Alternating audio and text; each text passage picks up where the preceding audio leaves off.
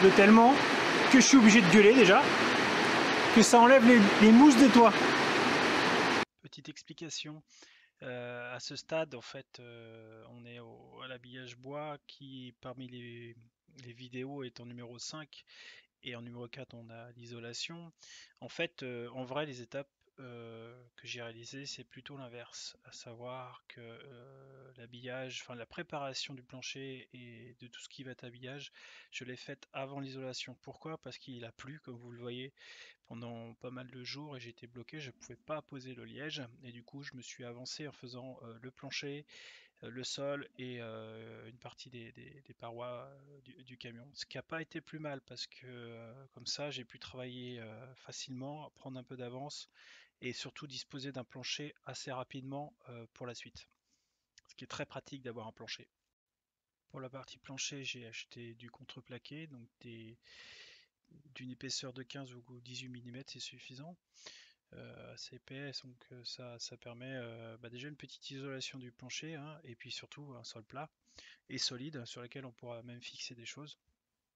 Je l'ai fait en 3 parties pour une pose plus facile, et pareil pour le plafond. Là je l'ai fait en 4 parties pour avoir un travail beaucoup plus simple, parce que c'est pas évident de travailler en une seule pièce.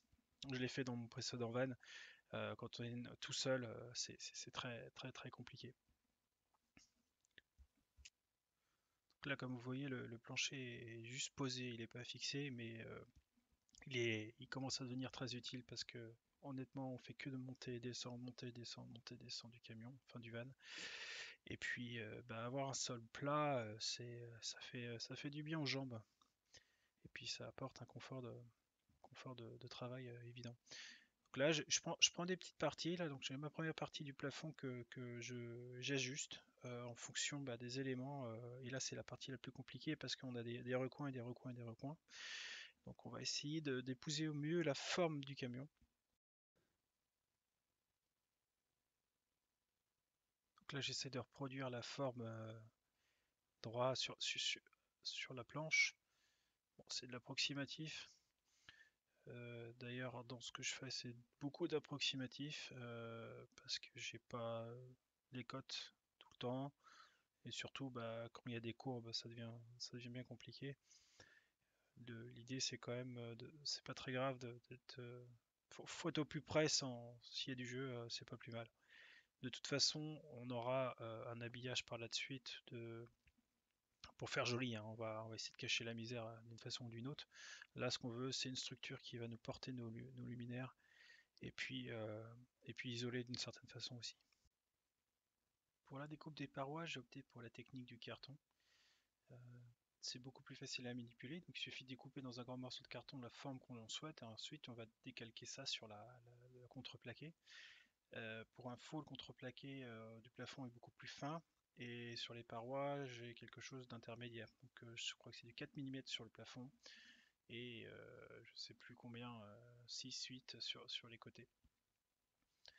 Donc on arrive là enfin à la pose du plancher final, à savoir j'ai fait mes repérages sur le dessus de la planche comme je l'avais dit dans une précédente vidéo, et puis je sais du coup où sont mes petits tasseaux sur la planche, j'ai plus qu'à visser. Donc je visse, je fais en sorte que les vis ne dépassent pas, donc je fais un avant-trou on va dire, et puis je pose.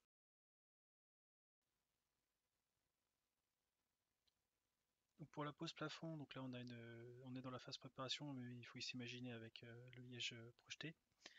On a juste à réassembler les 4 parties préalablement construites. Il y a un point qui est intéressant à ce stade-là, c'est de commencer à prévoir, à penser électricité.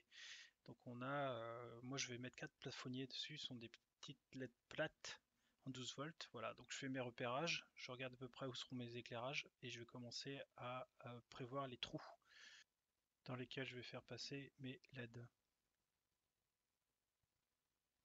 Pour la pose du côté gauche, qui est donc quasiment identique au côté droit, j'ai du contreplaqué de moyenne épaisseur, suffisamment solide pour accrocher des choses dessus, mais aussi suffisamment souple pour épouser les formes du camion.